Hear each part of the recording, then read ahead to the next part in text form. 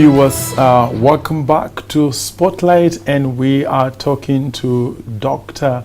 Kimani, who is the acting Director General of the Kenya Space Agency, and we are talking matters space. And do keep sending us your views on 22232. That's our text message line. Also engage us on Facebook and Twitter. We'll be glad to hear what you have to say. And Dr. Kimani, before we went for the break, we were talking about rockets and space stations. But we also know that in Kenya, in Malindi, there is actually a space station. Of what value is this space station to your agency? Thank you very, very much. Welcome back, viewers. Yes, we are privileged as a country to host the Malindi Space Station. The Malindi Space Station is famously known by its name of the San Marco Station. San Marco is Saint Mark. It was a project that was mooted by the Italian Space Agency and the University of Rome. So we are privileged to have that station. The station has, from the 1960s, been used to launch rockets and to place satellites in space. It has also been used to track and monitor other rockets and satellites that are launched elsewhere, like the rockets and satellites that are launched by the European Space Agency from the French Guiana space station. But more importantly, the Malindi base is very, very useful because it has antennas that we use to receive space-derived information. After we receive that space-derived information using the antennas that we have at the Malindi space station, we are able to transmit this information to all our research institutions, to all our universities, and to our tertiary institutions. Okay, that's good to know. And Kenya Space Station, I'm sure that you have a strategy, right? Yes. When do you see Kenya, for instance, hosting its own space station? Dr. Kimani. Thank you very, very much. Like I said, the Kenya Space Agency was established less than 1 year ago.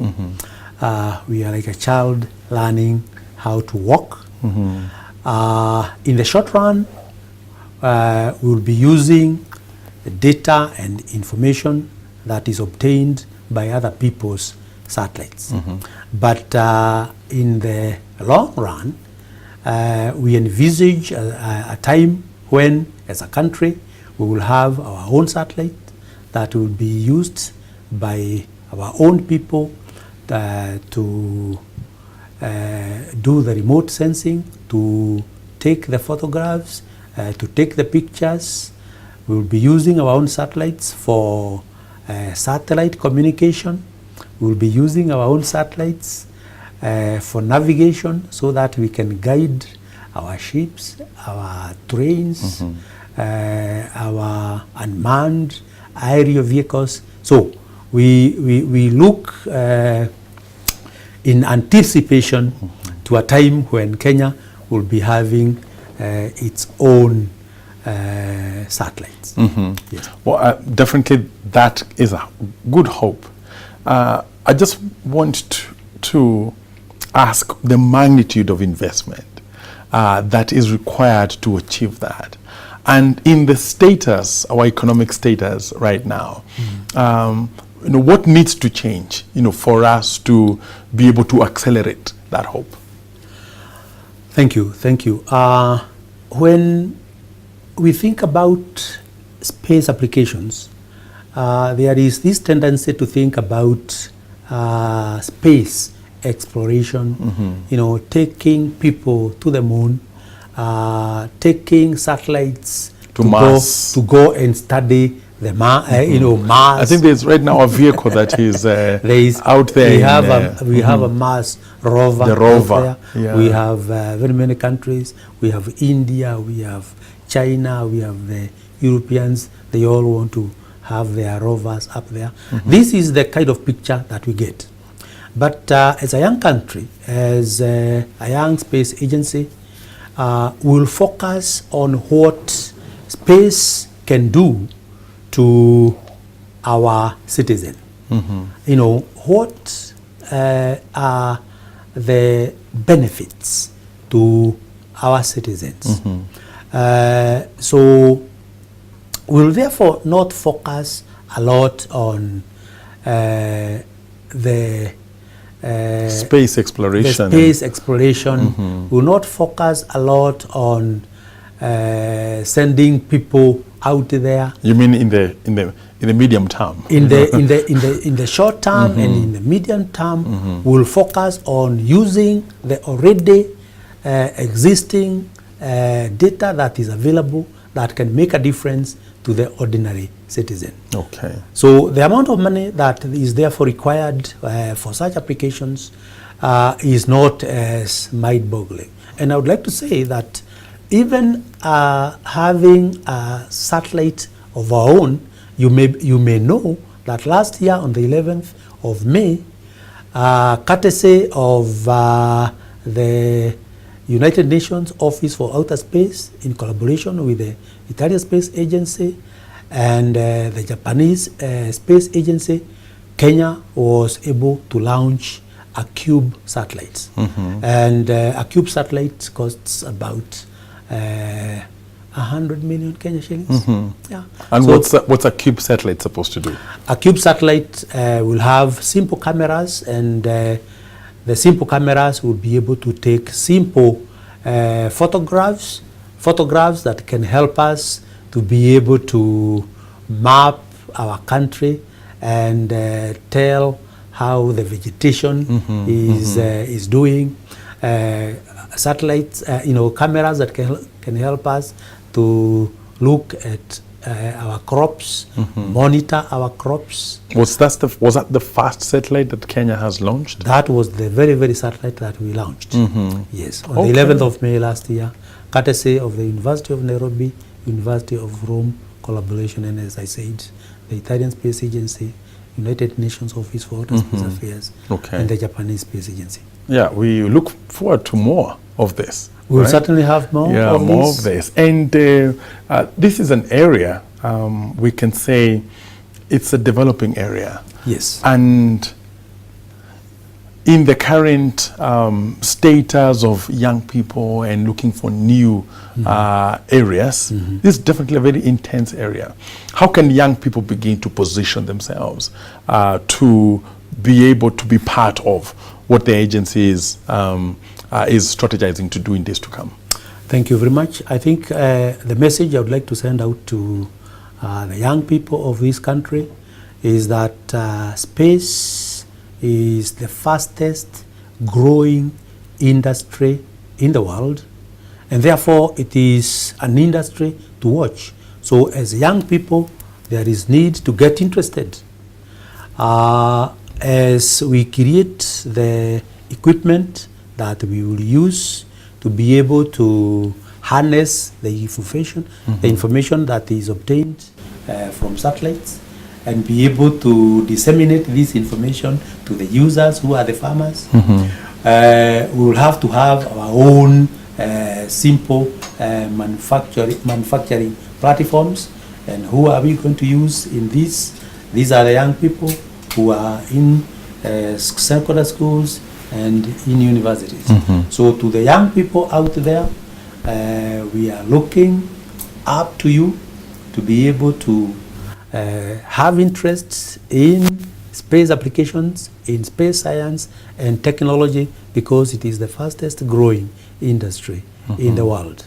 And why is this so? Because the world has realized that if we are going to achieve the sustainable development goals, if we are going to reduce poverty, if we are going to impact on the scourges that are affecting our farmers, if we are going to have an impact on climate change, then space science and technology is the answer. It's a new frontier.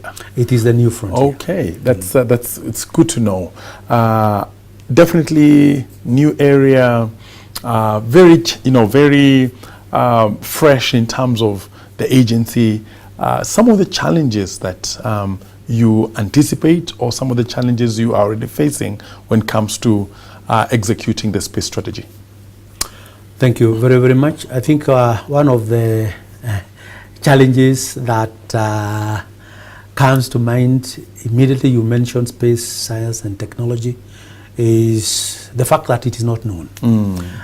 So we must have a very vibrant effort to make people aware. So we will have a very vibrant public awareness campaign. We'll be visiting our primary schools, our secondary schools, our universities. We'll be visiting our counties, the 47 counties. We'll be working with the county governments so that they can embrace this new technology that is making all the difference in the entire world. Okay. Yes. And this is a Kenyan question, Yes. Dr. Hari. Fresh, Kenya Space Agency, and growing in the midst of corruption, and which is seems to be pretty old, and you are fresh and you're new. What systems are you putting in place to make sure that the Kenya Space Agency grows to become an institution of integrity, such that it does not, carry the baggage of, other institutions that have even had to, go all the way down, and they are stalled by the vice of corruption? How are you putting systems such that when you hear Kenya Space Agency, we think integrity? I think this is a very, very good question. And the fact that we are in a TV station that is Christian, I think this is a very, very pertinent question. I can quote countries. Corruption is worldwide, but as a Kenya Space Agency, we will focus on using best practices. Countries like India, if you study the way they have been able to develop their space program, and the way their space program has been able to impact on the common person in the villages, and the amount of money they have used to develop their program, you realize that if you can operate with integrity within a very, very short time, and using very small amounts of Kenya shillings, you'll be able to have a very huge impact. So we are focused as an agency, as a team, to make sure that we are 100% accountable to the Kenyan people in the way we use their money to be able to benefit the common person who is in the villages, the common person who is in Lokichogio, so that those people will be able to benefit from what space has to offer. I am thinking in terms of even accessing remote areas using what we call telemedicine. You are able to treat people in remote areas like Lokichogio using telemedicine, which is a space application. So we will be committed to make sure that we use the highest level of integrity in the way we use the resources that will be made available to the Kenya Space Agency. That's a very important statement. and vision, especially coming from such an important agency and such a high-placed personnel, in the government, because Kenya is hungry for exemplary institutions. Kenyans are tired, of thinking that they must deal with corruption. So hearing the possibility of an institution that will build its work on best practices, it's really a fresh air, for Kenyans, and all the best in that, because it seems like when there is a mention of $1 billion, some people follow that, and so we look forward to an institution that is directly helping the people and with systems of integrity. Also, if you are dealing with space, I'm thinking, and you're dealing with, I'm sure, vectors and algorithms and all those measurements, if you're not precise, then because of one reason or other, then, the harm is really great. So it seems like you have no choice, Dr. But when it comes to you dealing with space, you must be. We have no you have no choice but be an institution of integrity. Yeah, lovely. Just to end our conversation, again, this is on a light note, from where we began. And you talked about aliens, and you said that there's a possibility, that there are aliens out there. There could be another world out there. Now, there's a pastor who is watching this program, a Christian who is watching this program, and we all know that the earth, is the place where people live. Now, what would the church do if one day there is this breaking news across the world that there is another place where there are lots of people? What would the church do? just from your point of view. A very, very good question. Viewers who are watching us out there, I would like to say that there are 4 applications of space. And one of the 4 applications is the scientific application. And the scientific application concerns itself with looking out. All the other 3 applications of space, science and technology, look down.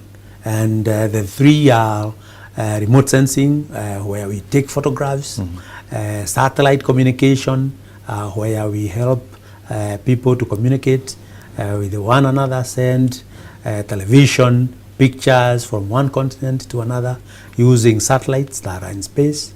And thirdly, the positioning. We have got like the GPS of Americans, and we now have other positioning satellites. So those are the 3 applications where we look down. So the 4th application is where we look out.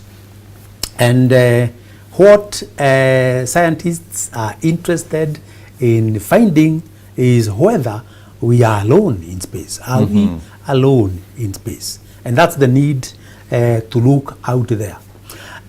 One of the spin-offs of looking out and studying the heavenly bodies, if I may call them heavenly bodies, is because we have come to understand what we call space weather.